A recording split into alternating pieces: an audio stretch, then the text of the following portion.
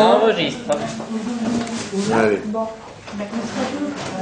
Donc nous sommes dans les halachot liées aux prochaines mishpat, c'est-à-dire les lois entre les individus. Alors il dit dans le Shulchan Aruch, il dit quelque chose d'intéressant, que Shem Sheona, le Mekar au même cas, de la même façon qu'il y a une faute de tromperie dans les histoires d'argent, d'accord? Comme on a vu l'exemple classique d'une ona dans les affaires, vous dites à votre employé que ce livre coûte 50 shekels. Vous dites, je m'absente 10 minutes, je reviens dans 10 minutes, et si quelqu'un y rentre, tu dis que ça coûte 50 shekels. Il y a quelqu'un qui rentre dans le magasin, il lui dit combien ça coûte, il dit 100 shekels.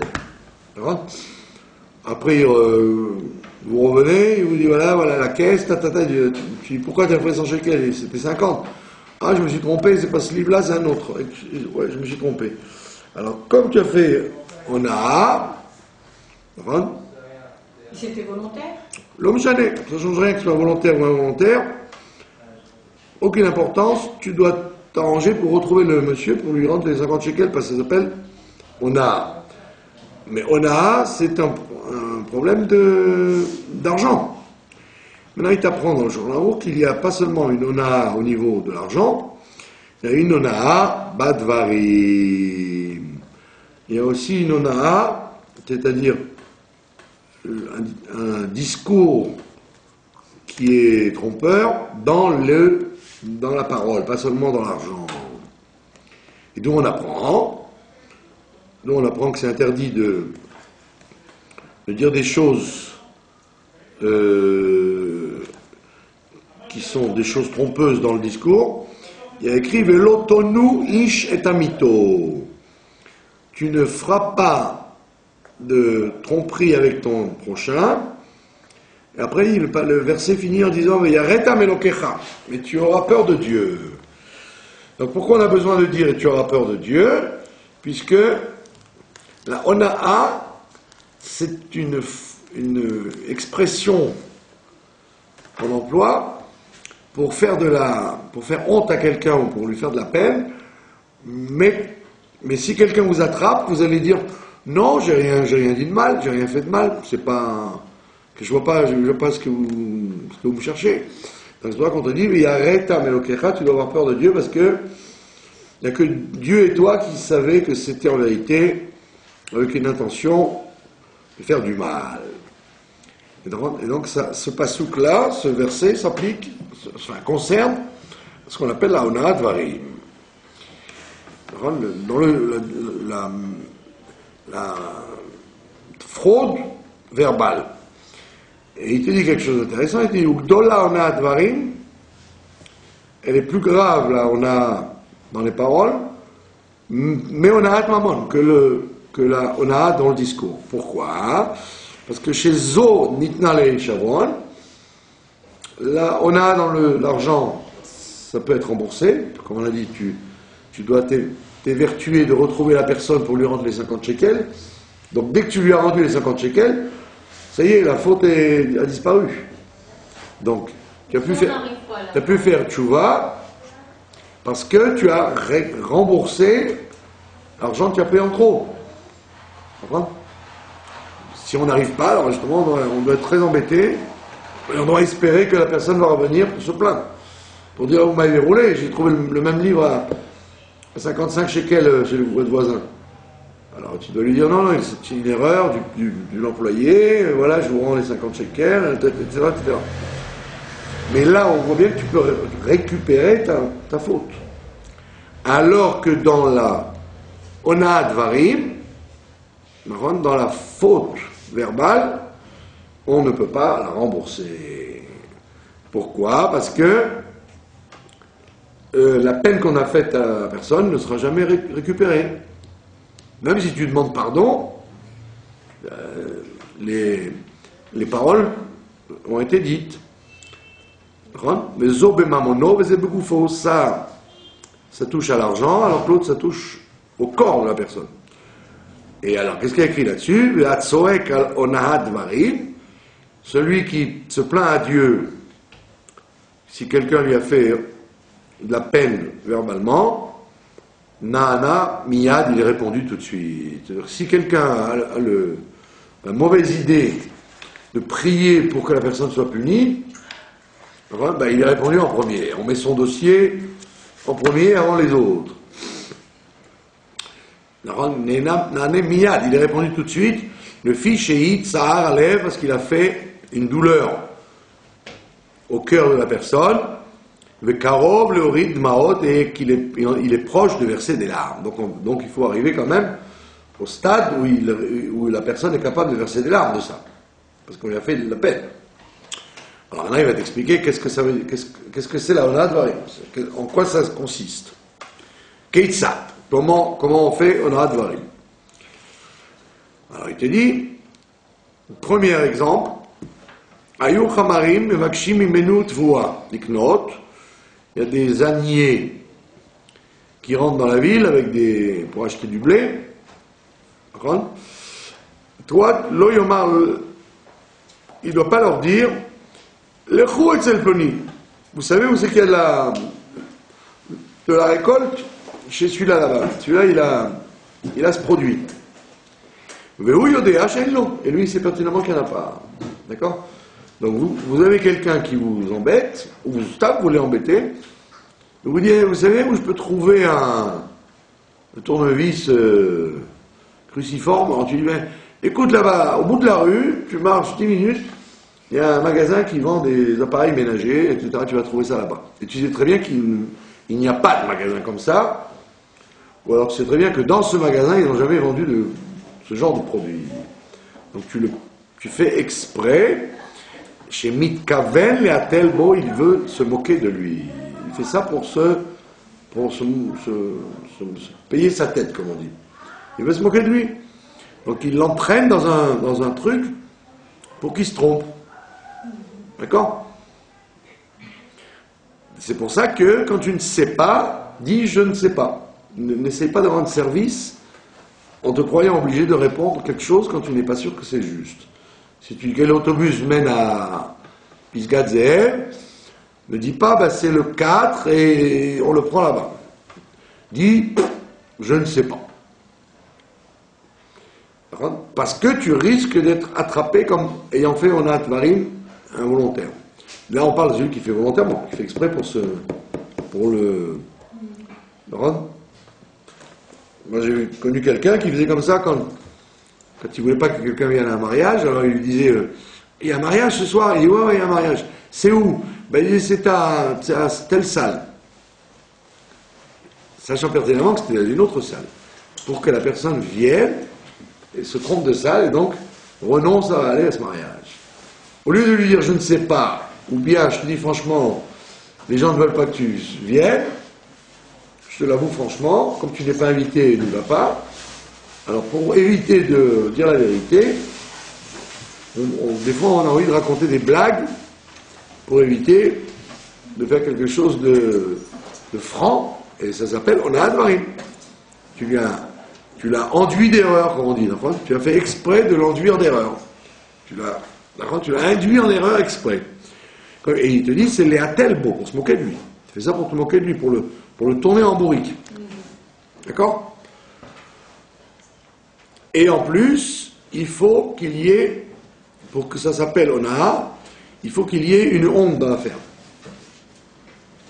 Une honte, parce que le gars il va se déranger, il va aller à la salle, il va dire, il n'y a pas de mariage, ici non, ce soir il n'y a pas de mariage ici.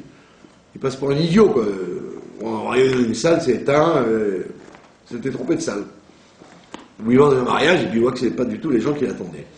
Donc il te dit, puisqu'il le fait pour se moquer de lui, ça s'appelle Onat Dvarim, ça s'appelle tromper les gens avec la bouche. Et alors maintenant il te dit, parce qu'en vérité il pourrait s'excuser.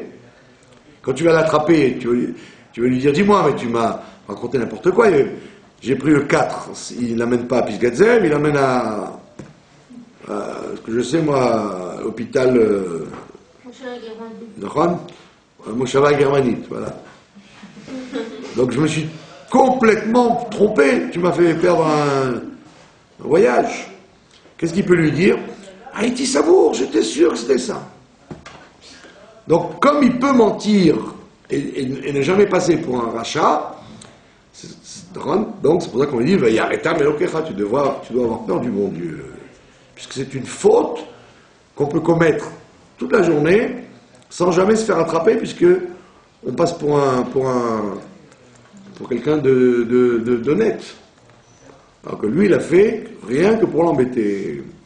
Arrêter d'avoir un massour la lèvre, c'est une chose qui est transmise rien qu'au cœur. C'est que lui est le bon Dieu qui savait qu'il est en train de faire en advarim.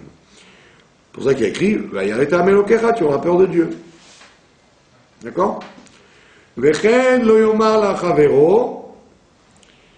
Et par exemple, il n'a pas le droit de dire à son ami, combien tu me vends ça? D'accord? En sachant pertinemment qu'il n'a pas l'intention d'acheter cet objet, ou qu'il a l'intention mais qu'il n'a pas l'argent pour le faire. Donc quelqu'un il dit, écoute, je suis obligé de me débarrasser de ma voiture, j'ai absolument besoin de vendre ma voiture d'urgence. Il dit, t'inquiète pas, je m'en occupe, je te trouve un acheteur. Alors qu'il sait pertinemment qu'il n'est ni acheteur, ni volonté de s'en occuper. Donc ça s'appelle Onahat Varim. D'accord? Il y a des gens qui font ça. Ah, si vous mariez bientôt, vous avez besoin de quoi que ce soit, je suis là. Hein. Méfiez-vous des gens qui vous disent, si vous avez besoin de quoi que ce soit, je suis là. Vous êtes persuadés qu'ils ne seront jamais là. Et donc, s'ils le font par orientalisme, mon frère, ouais, tu es mon frère, je te dois tout, tu vas voir, quand tu vas te marier, je vais me saouler, tellement tu vas être joyeux. S'il le fait par orientalisme, donc vous savez que c'est du bluff, donc vous êtes tranquille. Il y a des gens que vous, comme on dit, vous leur donnez le bon Dieu sans confession. Et donc, en vérité, ils le font pour se moquer de vous. D'accord? Donc il te dit, il n'a pas l'argent pour acheter, et il se fait passer pour un acheteur. D'accord? Et il te dit, et il te met ça dans le Rosh Mishpat. Ça veut dire que ce sont des fautes qui sont du domaine de nos relations humaines qui ne sont pas pardonnées à Yom Kippour, ça veut dire. C'est un problème. Eh oui, c'est un gros problème. Je veux savoir, l'autre fois j'ai acheté un objet, il coûtait 10 shekels. J'ai vu le même objet ailleurs, je me suis dit, j'aimerais bien savoir s'il coûte moins cher ici. Le vendeur s'est mis en colère. Là, il n'y a pas de Onadvari, il n'y a pas de Onaa, parce qu'il y a ce qu'on appelle la concurrence. Vous n'êtes pas obligé, vous êtes fait avoir, c'est votre problème. Oui, il vous a jamais mis le couteau sur la gorge pour l'acheter à plus cher qu'ailleurs. Lui, il le vend à ce prix-là, il a ses raisons, ou il veut gagner beaucoup, ou il a beaucoup de frais, ou il prend les gens pour des imbéciles, il a le droit. Non, j'ai déjà acheté l'objet, et je veux savoir si cet objet-là, il est moins cher. Non, aujourd'hui, il n'y a pas de problème, parce que les commerçants, ils savent très bien que 80% des gens qui rentrent dans le magasin, c'est pour leur mettre la tête comme ça. Donc, alors, il y a les intelligents, les commerçants intelligents qui flairent tout de suite que c'est pas un client, donc ils vous répondent même pas. Et puis il y a les gentils qui vous répondront, bien qu'ils savent pertinemment que vous n'avez pas acheté, parce qu'ils se disent en lui répondant, il viendra la prochaine fois. Donc c'est le chouk. Le monde du travail, il est comme ça aujourd'hui. C'est pas comme avant. Le Chavetz Chaim, il avait ouvert une épicerie pour avoir une parnassa dans son bled. Et évidemment, tous les gens, ils allaient chez lui. Et donc l'autre épicerie qu'il y avait, elle ne travaillait plus. Donc il a fermé. Parce qu'il a dit, comme je nuis à l'autre, puisque tous les gens disent, il faut donner la parnassa à un Talmid Chacham plutôt qu'à quelqu'un qui n'est pas Talmid Chacham, il a dit à sa femme, on ferme la boutique. Mais ça, c'était dans le temps où effectivement il n'y avait qu'une boutique pour donner la parnassa aux gens.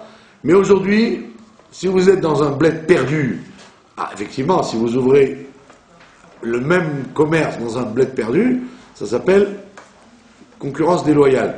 Mais si vous ouvrez à la rue Yafo un autre magasin de téléphone, il y en a 10 à 95, vous en ouvrez un 96e, au contraire, personne ne vous dira rien parce que c'est la rue des téléphones.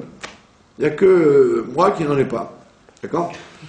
Ça veut dire qu'il n'y a pas de concurrence là-dedans, et donc ils savent très bien que quand vous rentrez chez eux, vous avez déjà été voir 10 concurrents à eux pour leur poser la même question. Donc là, il n'y a pas de problème parce qu'on vit dans un monde de grands business, de grandes affaires. Oui. Quand vous achetez un fauteuil au boulevard là-bas des meubles à Paris, il y a un magasin de meubles à côté de l'autre. Donc ils savent très bien que si vous demandez le prix d'un fauteuil, vous avez sûrement demandé avant, vous allez demander après.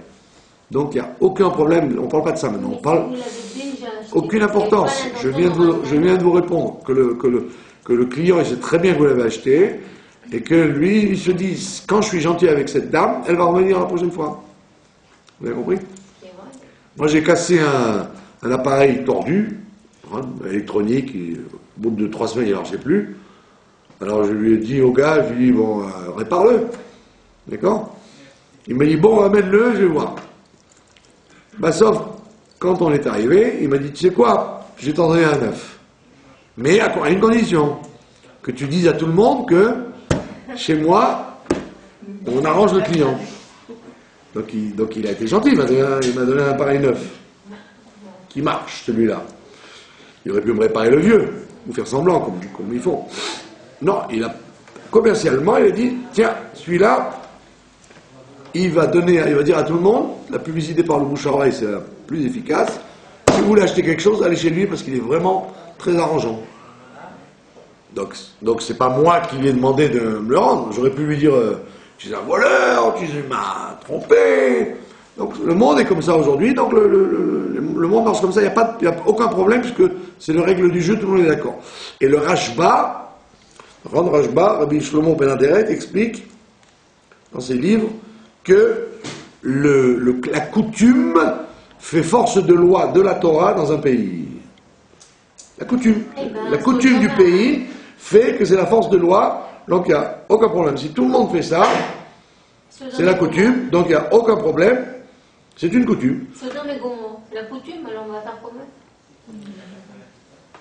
Vous avez compris ce que j'ai dit ou vous essayez de Sodome et Gomorrhe? On ne parle pas de Sodome et Gomorrhe, on parle de minagim. Si vous arrivez en Chine, il y a des coutumes de commerce. Si vous arrivez en Israël, il y a des coutumes de commerce. Si vous arrivez en Amérique, il y a des coutumes de commerce.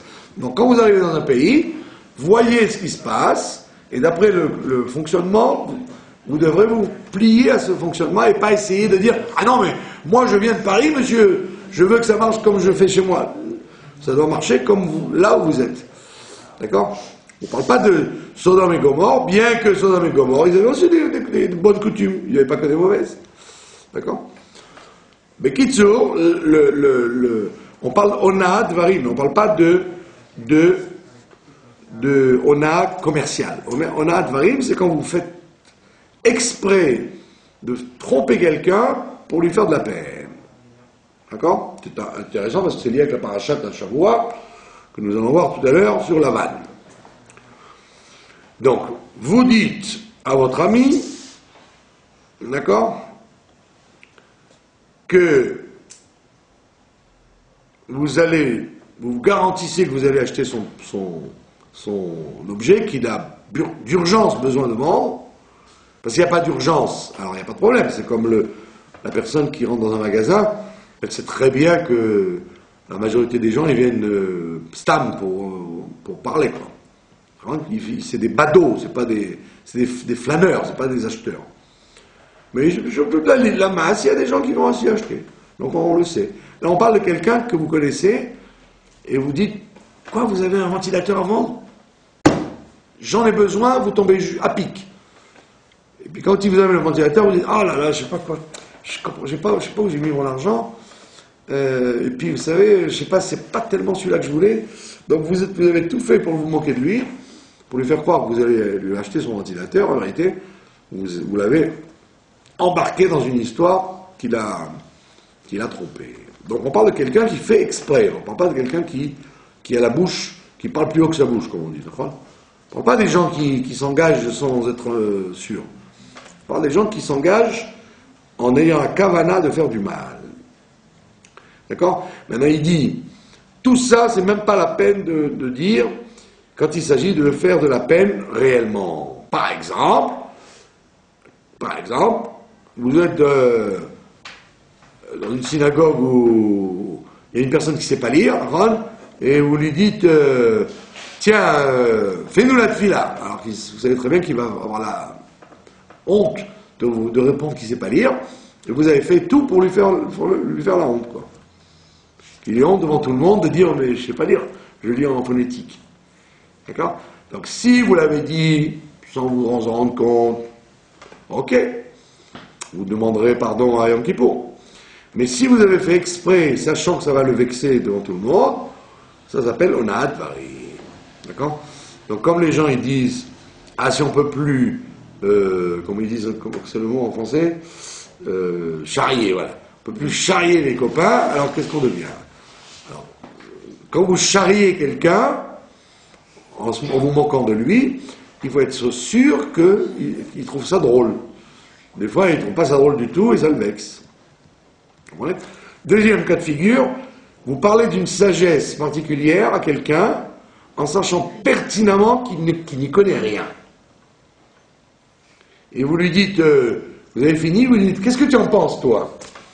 Alors que vous avez très bien deviné qu'il n'y comprend rien. Vous faites tout ça pour lui faire de la honte, pour lui faire honte en public, ou même pas en public, même en tête à tête. Ça s'appelle faire de la peine.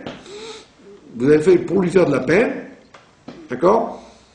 Et il dit, c'est interdit de faire ça. Également un Baal Tshuva, vous lui dites, tu n'as pas le droit de lui dire, ben rappelle-toi ce que tu faisais avant, d'accord? C'est quoi un Baal Tshuva? C'est un orthodoxe, par exemple, qui volait les goïms, et puis il a écouté un shiur que j'ai fait, et il a dit, bon, on n'a pas le droit de voler les goïms, j'arrête. Donc il arrête la publicité à la tunisienne, en France, de vendre des trucs qui n'existent pas, et c'est un type qui peut être un orthodoxe. On appelle ça un Baal Tshuva. Baal Tshuva, c'est pas un monsieur avec une boucle dans l'oreille, qui a fait les 400 coups en Thaïlande, et qui après commence à mettre des tefilines.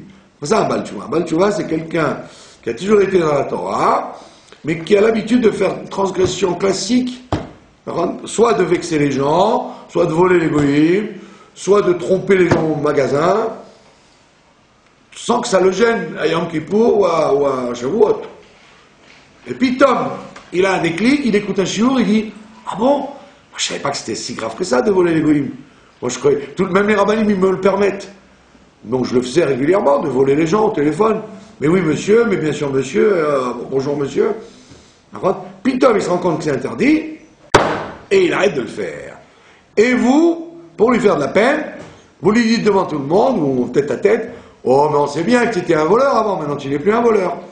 Et si ça lui fait de la peine, vous avez vous-même transgressé l'interdiction de Ona'at Vari. D'accord? Donc on voit bien que toute cette partie de Choshen Mishpat, il n'est pas mauvais de la réviser. Et donc, comme on dit, de but en blanc, nous allons passer à la paracha sur le même thème, le thème de la visite de Yaakov Avinu chez son beau-père, Monsieur Blanc, Monsieur Laban, Monsieur Weiss. Oui, Monsieur Weiss. Donc, qu'est-ce qu'on nous apprend dans la paracha de Vayetse? On nous apprend quelque chose d'extrêmement actuel. Il a écrit dans le Rambam dans son livre de Halachot, son livre de loi, sur les lois du travail. Il parle des lois du travail, et il donne l'exemple, comment doit-on se comporter dans le travail. D'accord? Et quel exemple il donne? Il donne l'exemple de Yaakov. Et comment il appelle Yaakov dans son livre? Il l'appelle Yaakov Hatzadik. Yaakov Hatzadik. D'accord? On n'a jamais vu qu'on appelait Yaakov Hatzadik, on a dit Yosef Hatzadik. Et puis Tom, il appelle Yaakov Hatzadik. Qu'est-ce que ça veut dire Yaakov Tzadik? Il dit pourquoi il a été Tzadik?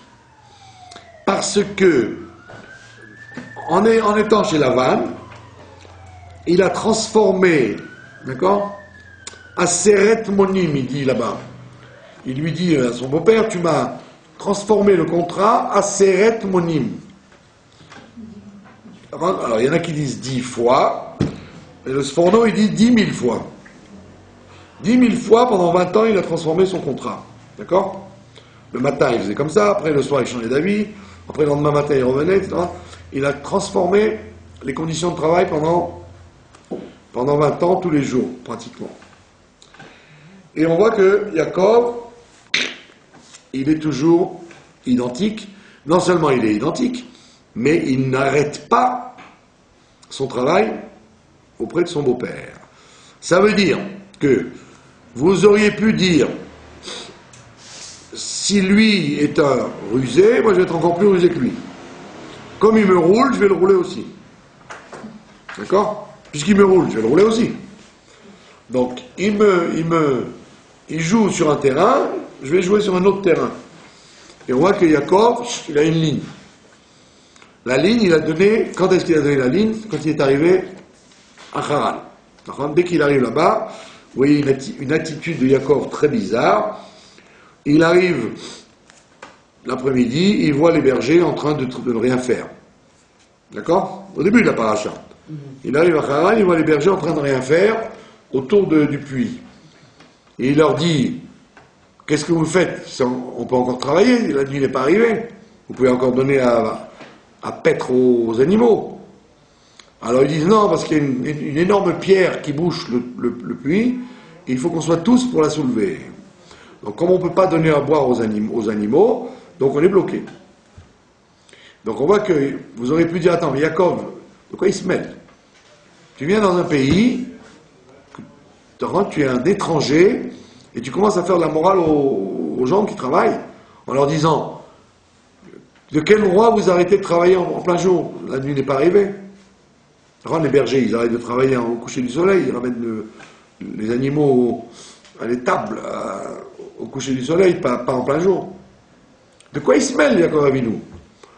Alors il te dit, Yaakov Avinu, il est là pour c'est le Hémet.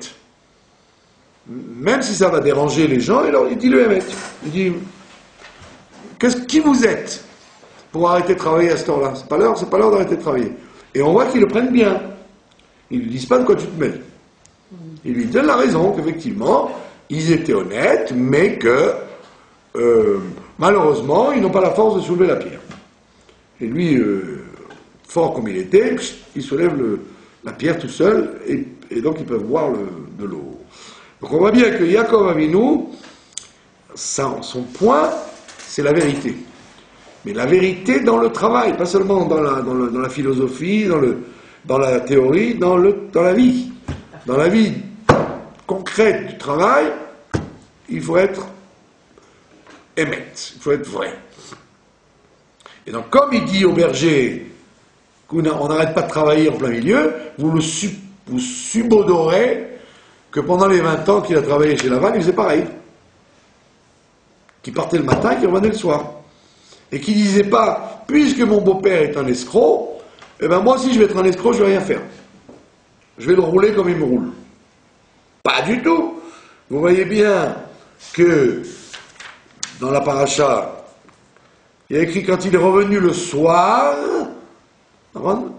il est revenu le soir, alors Léa lui dit, ma sœur m'a pris mes doudaïm, donc on voit qu'il est revenu le soir, il revenait du travail le soir. Ça veut dire qu'en tant que berger, il travaillait du matin au soir. Il devait faire une pause sandwich, et après il revenait le soir. Ça veut dire que pendant 20 ans, il n'a jamais trompé son beau-père, qui lui le trompait pendant 20 ans. Il aurait pu dire, avec tout ce que tu me fais, eh ben, tu vas voir. Et de là, on voit que il n'a pas fait ça, et c'est pour ça qu'on l'appelle tzaddik. On l'appelle pas tzaddik, parce qu'il a eu le dévoilement de Dieu avec l'ange, les anges avec l'échelle. On l'appelle pas tzaddik parce que ses enfants sont des tzadikim. On l'appelle tzadik parce qu'il n'a pas volé un voleur. De là, on voit que où est-ce qu'on juge quelqu'un? Dans sa relation avec le quotidien. Et c'est ce qui se passe dans le travail. Quand quelqu'un est dans un travail, quand il sent que le patron veut exploiter, alors lui, il veut se manger, alors il va saboter la machine à café, il va saboter la machine à photocopier, il va essayer d'en faire le moins possible, il va s'arranger pour téléphoner alors que c'est pas l'heure. Il va se venger du patron. Alors qu'on te dit, tu n'as pas le droit de faire ça. Si tu n'es pas d'accord, va-t'en. Ou alors, parle-en. Mais ne te venge pas du comportement de ton patron. Si tu n'es pas d'accord, quitte cette boîte, et si tu n'es pas d'accord, dis-lui au patron, tu me fais ça et ça et ça et ça, je n'accepte pas, tu changes. Or, qu'est-ce que font la plupart des gens? Ils disent, trouver un autre travail, c'est trop compliqué, donc, comme il me roule, je le roulerai aussi. Et là, on te dit, c'est très important de ne pas faire ça. Et la preuve, c'est qu'il y a écrit dans le Birkat Amazon que quand tu fais le Birkat Amazon, au temps du Talmud, il y a écrit que on doit dire, quand on fait le Birkat Amazon, on doit dire à voix haute la bracha Bonnet Berachama Yerushalayim. On doit dire à voix haute. Pourquoi? Pour dire Amen. Et pourquoi a-t-on besoin de dire Amen à la bracha de Bonnet Yerushalayim? Il dit pour prévenir les travailleurs que la suite du Birkat Amazon à Tov et Ametiv, n'étant pas de la Torah, vous qui travaillez pour un employeur, vous devez vous lever et aller retourner au travail. On vous a permis de manger du pain et de faire le Birkat Amazon jusqu'à l'endroit qui est une mitzvah de la Torah. Dès que c'est plus une mitzvah de la Torah, c'est une mitzvah des Rabbanan, la bracha de la Torah Métiv, donc levez-vous et ne la faites pas. Alors j'aurais pu poser une question. Attends, mais je comprends pas. Et des Rabbanan ou des Raïta, que ce soit de la Torah ou des Rabbanim, il faut le faire, le Birkat Amazon jusqu'au bout. Il dit non, monsieur, parce que ne pas tromper son patron, ça c'est de Raïta. C'est la Torah elle-même. Donc comme c'est de la Torah, ça repousse la mitzvah des Rabbanan, de la suite du Birkat Amazon. Donc de là, on voit bien que la tromperie vis-à-vis de son employeur, c'est une mitzvah de la Torah. C'est pas une coutume ou une bonne habitude que les gens ils ont pour être en bon rapport avec leur patron. Pas du tout. C'est une mitzvah de la Torah. C'est-à-dire que quand tu rentres dans une boîte, dans un emploi quelconque, tu dois exactement te renseigner sur les conditions de travail. C'est-à-dire si tu as le droit de téléphoner, si tu as le droit de prendre plus d'un café par jour, si tu as le droit d'aller 50 fois dans le bureau d'à côté pour passer un coup de fil. Tout ce que tu veux faire, si ce n'est pas spécifié, par contre, tu es peut-être en train de transgresser une mitzvah de la Torah. Et ne viens pas me dire, ah c'est un bureau, c'est un ministère, ne viens pas me dire, c'est un voleur, ne viens pas me dire, il gagne tellement d'argent que pour lui c'est rien du tout. Le problème, il n'est pas chez toi, il n'est pas chez lui, il est chez toi. Et donc comme Yaakov Avinu, il est appelé tzaddik par le Rambam, parce que justement, il n'a pas joué d'un centimètre, malgré l'escroquerie avec laquelle il était confronté chaque jour, de la même façon, à plus forte raison, aujourd'hui, quand tu as affaire à des gens qui n'ont pas une présomption des bandits. Un patron qui t'emploie, a priori, il n'est pas là pour te manipuler. Il est là pour te faire travailler. Donc, si tu n'es pas d'accord sur ces méthodes, va-t'en ou dis-le lui. Mais en aucun cas, tu dois dire, puisqu'il me le fait, je le fais aussi. puisqu'il me roule, je le roulerai aussi. Non. D'accord? Ça veut dire que c'est très grave cette histoire de relations humaines. Puisqu'on voit que la plupart des gens disent, bon, j'ai l'habitude de traîner dans les couloirs pendant des heures, etc. Non, c'est pas très grave, c'est une transgression de la Torah. Sauf si tu n'as rien à faire, et que vraiment tu n'as rien à faire, et que le patron le sait que tu n'as rien à faire, et que malgré tout il te dit rien, alors d'accord, tu as le droit d'ouvrir un livre et lire un livre ou faire tes comptes pendant que ce sont les heures de travail qui courent. Mais sinon, si ça n'a pas été comme ça, si le patron le sait et qu'il t'aurait dit, mais monsieur, quand vous n'avez rien à faire, ben vous n'avez qu'à mettre de l'ordre dans les dossiers, vous n'avez qu'à, ce que je sais moi, éteindre l'ordinateur pour économiser l'électricité. Si tu n'as pas eu le contact avec le patron pour savoir qu'est-ce qu'il faut faire, tu n'as pas le droit d'agir de ta tête en disant tout le monde le fait, c'est comme ça. Peut-être que tout le monde le fait, mais peut-être que c'est pas comme ça qu'on fait. Et c'est comme ça qu'il y a une bracha dans la parnassa. Très souvent, les gens ils n'ont pas de bénédiction dans la parnassa parce qu'ils se rendent pas compte qu'ils transgressent des choses de la Torah. Sous le couvert du monde du travail où c'est flou, il n'y a pas... Par contre, vous voyez bien que des cours comme ça, sur le monde du travail, il n'y en a pratiquement pas. Vous écoutez la radio, vous lisez des livres, c'est toujours la cacheroute, le Shabbat, les mitzvot, et les mitzvot entre l'homme et l'autre, ça n'existe pas. Donc on voit bien que, aussi bien le patron doit être fort là-dedans, pour ne pas se comporter comme Lavan avec ses employés, mais même s'il ne se comporte pas, il se comporte comme Lavan, vous devez vous comporter comme Yaakov. Et donc ça ne doit pas être un cercle vicieux, sinon on va à la catastrophe. C'est pour ça que les gens, quelquefois, ils ont des problèmes de parnassa, bien qu'ils aient un travail, ils n'ont pas de parnassa. Qui scrutent leur comportement, peut-être que dans le travail, ils font des choses qui sont interdites. Comme je vous ai raconté la semaine dernière, il y avait un monsieur qui vendait du matériel électrique, et qui vendait des lampes qui éclairaient les produits de façon malhonnête.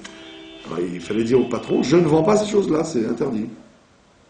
D'accord? Donc, vous rentrez dans un travail, vous devez dire au patron, quelles sont les conditions? Est-ce que j'ai le droit de téléphoner? Est-ce que j'ai le droit de boire autant de café que je veux? Est-ce que j'ai le droit d'aller au 3e étage parce que j'ai envie de m'aérer? Qu'est-ce que j'ai pas le droit de faire? Qu'est-ce que j'ai le droit de faire? Mais ça, c'est d'entrée de jeu.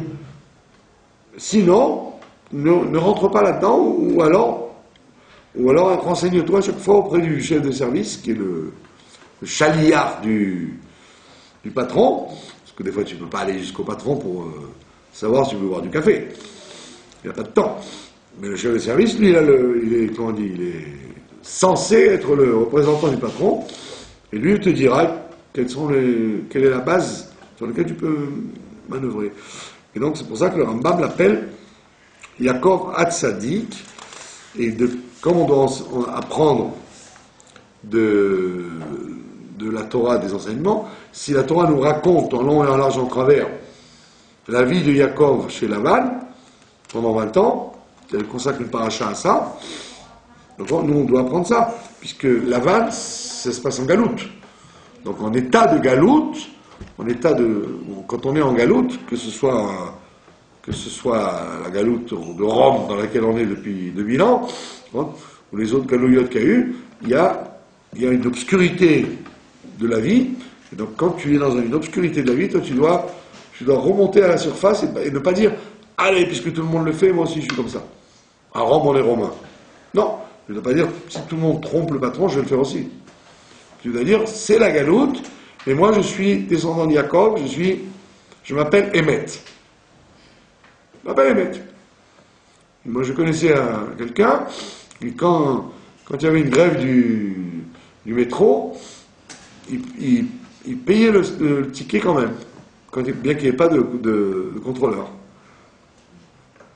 Bien qu'il n'y ait aucun contrôle, comme il voyageait, il profitait du voyage, il payait le prix du ticket pour dire qui a dit qu'on a le droit de voler un service, sous prétexte qu'il n'y a personne qui va vous arrêter à ce jour-là.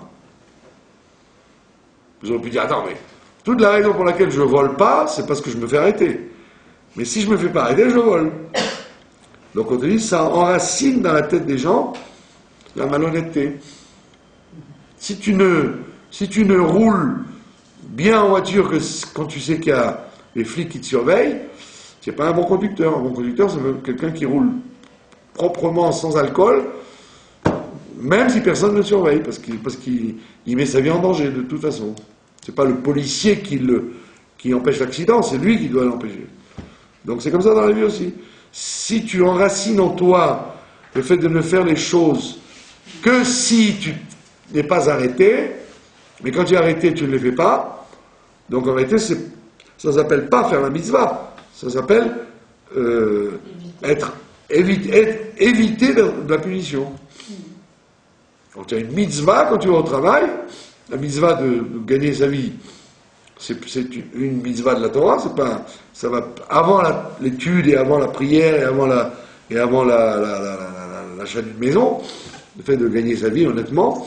Donc toi, tu dois tout faire pour que ton travail s'appelle un travail honnête. Comme ça, tu enracines en toi la droiture dans des choses sur lesquelles personne ne te dira rien des fois, parce que tout le monde le fait.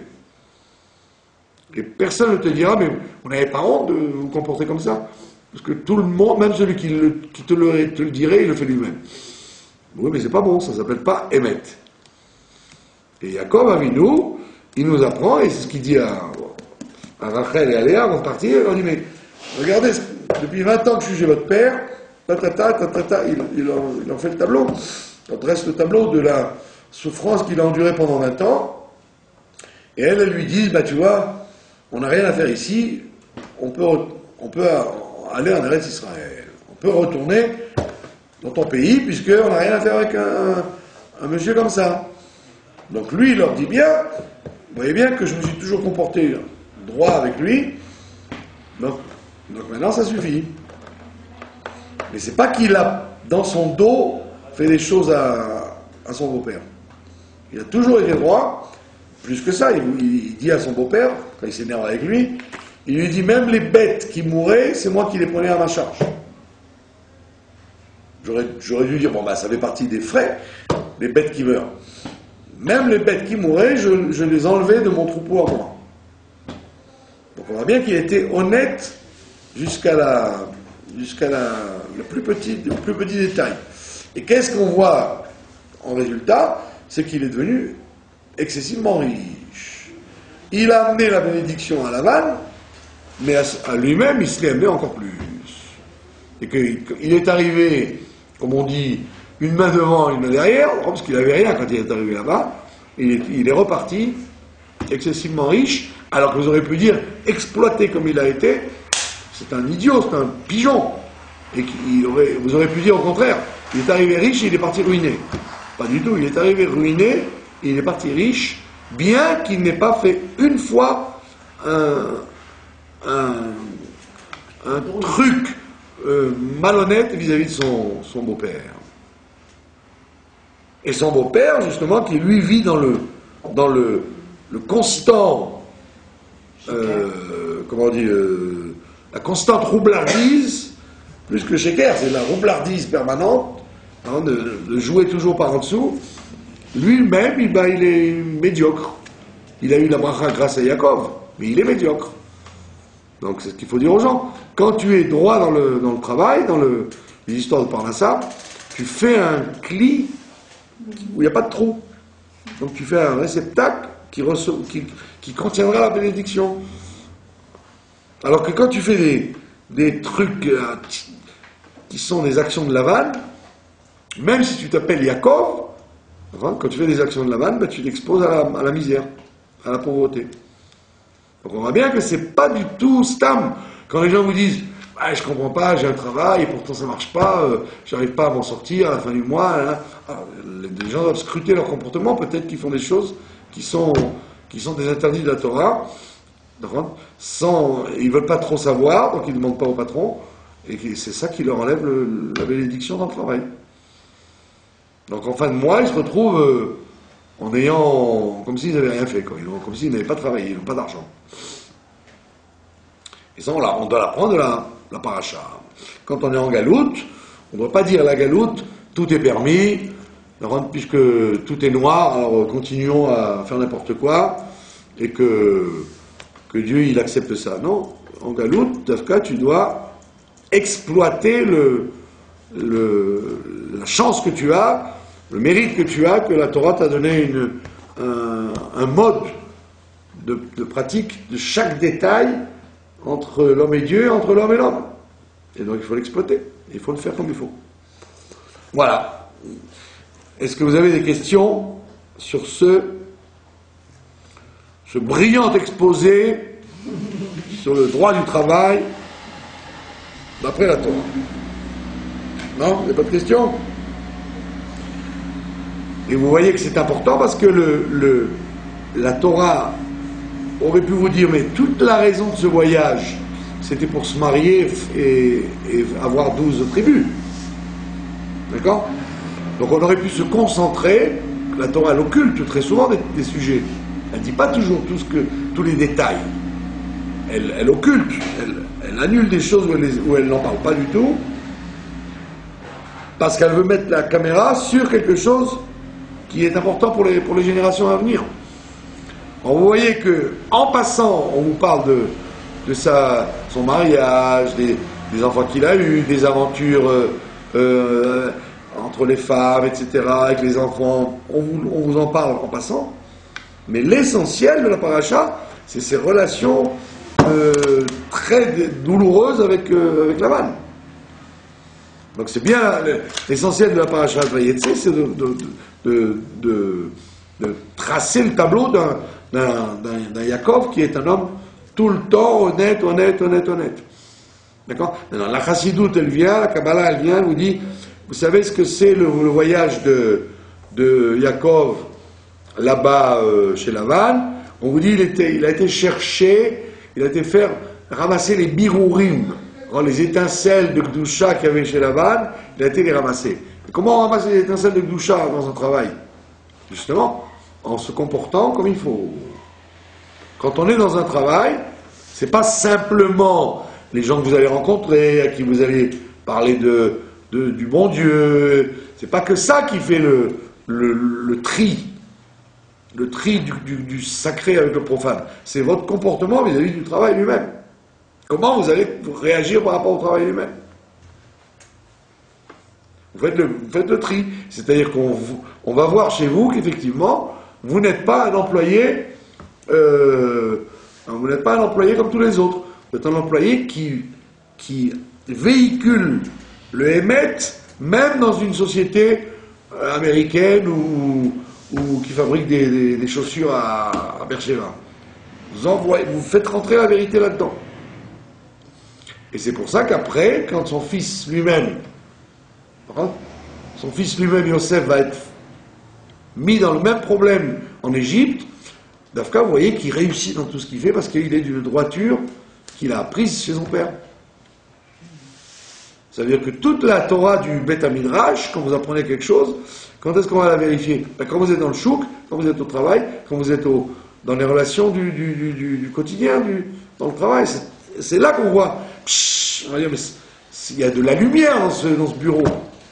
Mais la lumière, c'est vous qui l'amenez. Or, les gens, en règle générale, malgré le mouvement de tchouva qu'il y a dans le monde, vous sentez qu'il y a quand même un accent qui est mis sur le culte, d'avoir le cultuel, d'avoir des tefilines beaux, des mezuzot, grandes mezuzot, manger une cacheroute comme il faut, mais dans le truc du travail, c'est très, très approximatif. On ne cherche pas trop à vérifier dans quoi vous travaillez. Oh bah je fais du téléphone. Ah ouais d'accord, comme tout le monde. Mais on ne vous dit pas, attends, mais est-ce que c'est cachère ce téléphone que vous faites? Donc ça veut dire que les gens, ils s'imaginent que le bon Dieu, il est dans la synagogue, mais dans le bureau, il est resté à la porte. On l'a mis au vestiaire. Alors, on te dit non. Jacob, il te dit, moi je suis émette aussi bien chez mon père quand j'étais dans la tente de la Torah que quand je suis chez Laban. Je ne connais pas il n'y a pas de deux voix chez moi, il n'y en a qu'une. Vous auriez pu dire, il va craquer Laban, quoi. Il ne craque pas du tout, il véhicule tout ce qu'il a appris dans la Torah dans le monde dans lequel il se trouve. Et ça, c'est un grand enseignement que les gens doivent s'enfoncer dans la tête. Vous voyez bien très souvent que vous dites, ah, c'est un religieux, pourtant je vois, il fait des trucs. Bah oui. Qui vous a dit que ça s'appelle être religieux quand on sélectionne les mitzvot qu'on veut faire? Les mitzvot du culte, je les fais, les mitzvot d'argent, je les fais pas. C'est là-dessus qu'on voit la crainte de Dieu, on la voit dans la relation avec l'argent. Comment une personne se comporte dans son travail, s'il a une parole, s'il est sérieux, s'il est fiable, etc. Donc vous voyez bien que Vayetse, il est sorti, Jacob, il est sorti, c'est-à-dire qu'il est sorti de ses limites du Beth Midrash de Beersheba pour arriver dans le monde de la Mésopotamie. C'était comme l'Amérique d'aujourd'hui, c'était la grande ville, quoi. Mésopotamie, ça voulait dire la civilisation, la culture, la finance, etc. C'était pas Beersheba qui était quelque chose. Donc vous voyez, il est sorti de ça, et vous voyez que quand il est au pied du mur, mais il réussit très bien. Et donc, le but d'un juif, c'est justement de montrer que sa réussite, il la doit à son honnêteté et pas à sa roublardise. Il ne faut pas se flatter d'être Lavan, il faut se flatter d'être Jacob. Et à Kippour, c'est pas parce qu'on a mis des habits blancs qu'on est blanc. Peut-être qu'on est Lavan. Il faut être blanc sans être Lavan. D'accord? Voilà, donc il ratson que nous véhiculions la vérité là où nous allons, et comme ça, le bon Dieu aura pitié de nous et nous enverra le prophète de la vérité, Mashiach Tzidkenu. Amen. Voilà, merci de votre attention. Bah, demain soir, on fait une fête là. Pour la libération du rabbi Haim Tsaï, du rabbi intermédiaire, du fils de Adbrazaken. En vérité, la libération, c'est le Shabbat, c'est le 10. Là, c'est Saïloula. Voilà, donc demain soir, vers 8h. Voilà, merci de votre attention. On connaît le père aussi, le 9, il y a un minyan de prier à ce moment-là. Le 9,